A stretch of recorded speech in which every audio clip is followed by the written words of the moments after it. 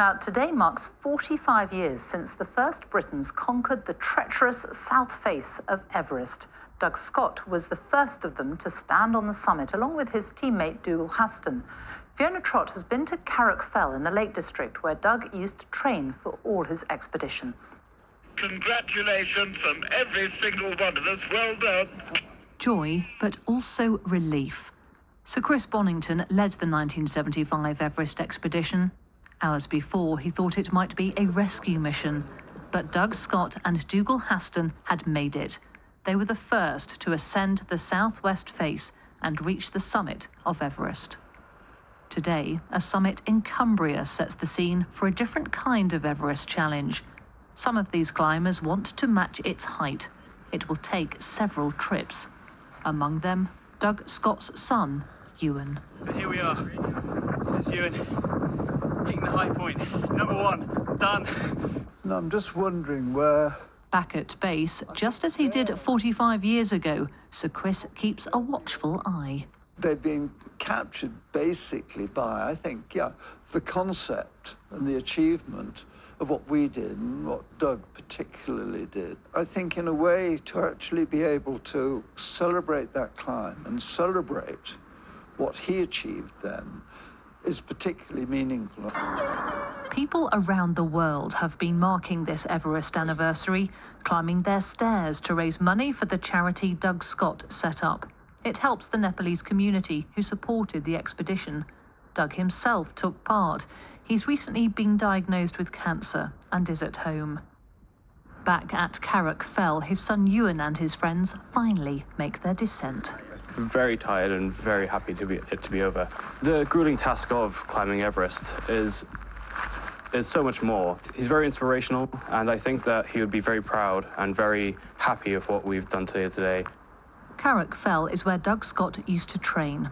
Today's climb has been a fitting tribute to his achievement 45 years ago. Fiona Trott, BBC News, Cumbria.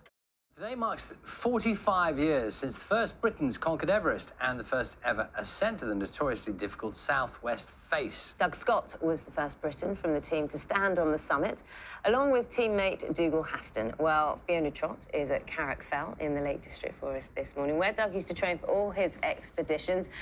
Fiona, how much training are you getting in?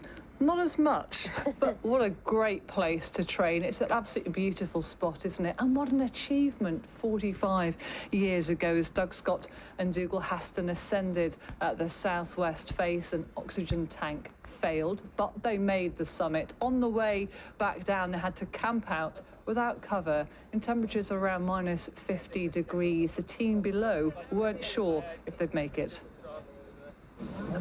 Risking their lives to make history.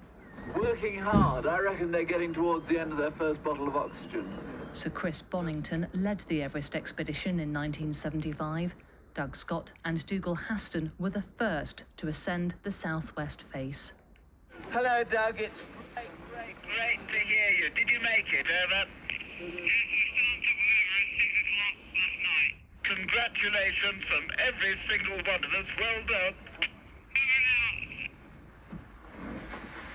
To celebrate that achievement 45 years on, a very different summit.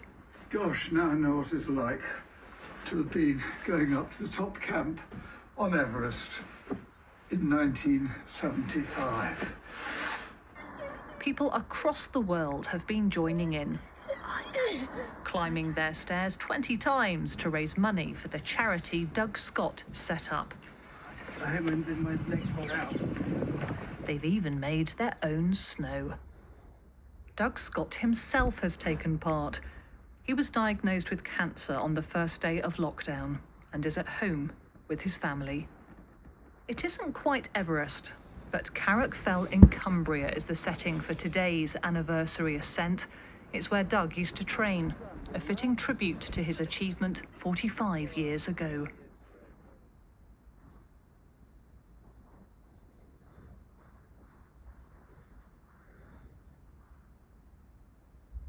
So we got a little problem with the sound there. I tell you, it's almost worth staying with the images because it looks so stunning there. I'm not sure if we're going to rejoin Fiona there, but what we've got there, as you can see, and apologies to everyone because we can't hear what the guys are saying there, but we've got the drone up and it's early, so it's still a little bit gloomy there, but you do get a real sense of the place there, which is absolutely stunning. And the reason Fiona's there is because there's a new Everest challenge. So she's at the, obviously the training place, of course, where Doug Scott was training, one of the climbers. The Everest challenge is now asking the public to collectively climb the equivalent height of Everest, which is 8,848 metres, on their own staircases, to coincide with the 45th anniversary of that historic summit of Everest by the British team. 1975, that was done. Such a long time ago. And it was the first ever ascent of that really difficult southwest face, and it was Doug Scott, of course, who was the first Briton from the team to stand on the summit. So today marks 45 years since the first Britons conquered Everest and the first ever ascent of the notoriously difficult southwest face. Doug Scott was the first Briton from the team to stand on the summit in 1975, along with teammate Dougal Haston. The expedition was led by Sir Chris Bonington. Now, earlier in the summer, some of Britain's most illustrious mountaineers were seeking volunteers for a new Everest challenge, urging the public to collectively climb the equivalent height of 8,848 metres on their own staircases to raise money for charity. So in the next hour, we'll be at beautiful Carrick Fell in the Lake District. There you go. Look at that image there. It gives you a sense of what that looks like. The first, that was where Doug Scott, the first Briton to stand on the summit, used to train for all those exhibitions. It's worth taking a moment to linger over that, isn't it? Just beautiful. Isn't that glorious? Isn't that? We'll be there a little later on. We'll see more. Today marks 45 years since the first Britons conquered Everest and the first ever ascent of the notoriously difficult southwest face. Doug Scott was the first Briton from the team to stand on the summit, along with teammate Dougal Haston. Fiona Trott is at Carrick Fell in the Lake District for us this morning. Beautiful surroundings there. And that, Fiona, where was Doug did his training, is that right? That's right, yes. And today, to mark the anniversary, people are going to be climbing that fell. They want to reach the same height in metres as Everest. So at home, during the pandemic, some of them have been climbing their stairs hundreds of times. And today, to make up the metres, they're going to be climbing that fell 5 times, all to pay tribute to those brave mountaineers. Risking their lives to make history. Working hard. I reckon they're getting towards the end of their first bottle of oxygen. Sir Chris Bonington led the Everest expedition in 1975. Doug Scott and Dougal Haston were the first to ascend the southwest face. Hello, Doug. It's great to hear you. Did you make it? Over. Congratulations from every single one of us. Well done.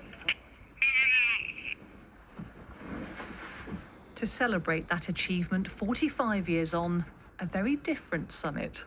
Gosh, now I know what it's like to have been going up to the top camp on Everest in 1975. People across the world have been joining in, climbing their stairs 20 times to raise money for the charity Doug Scott set up. My next one out. They've even made their own snow.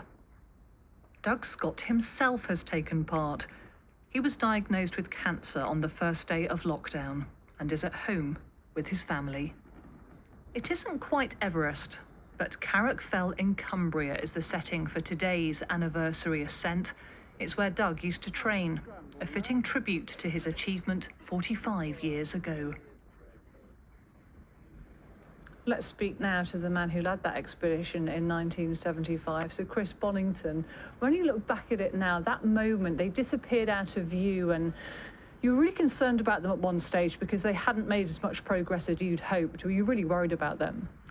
Well, inevitably, because we last saw they'd vanished into the upper summit gully. We were actually at advanced base down on the glacier, and we didn't see them again, and we're worried about that.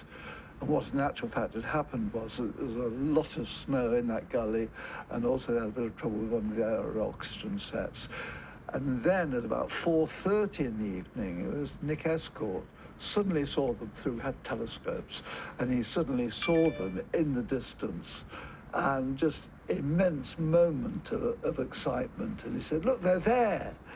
And then a moment of worry, because yes, they were there, and then they were going uphill still. So at that stage, we realized that they were going to be bivouac. They were going to be caught by the night. So they were going to have to be essentially camping out with no cover. Yes, and that is the last we saw of them. We didn't see them reach the top. And so I had a sleepless night that night. And then they had that very, very high bivouac.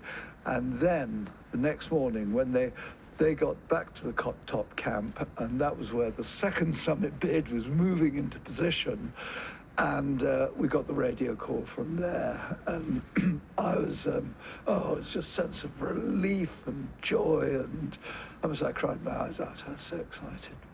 And to camp out with no cover, minus 50-degree temperatures, you probably thought that you were going to be on a rescue mission. We did at that stage.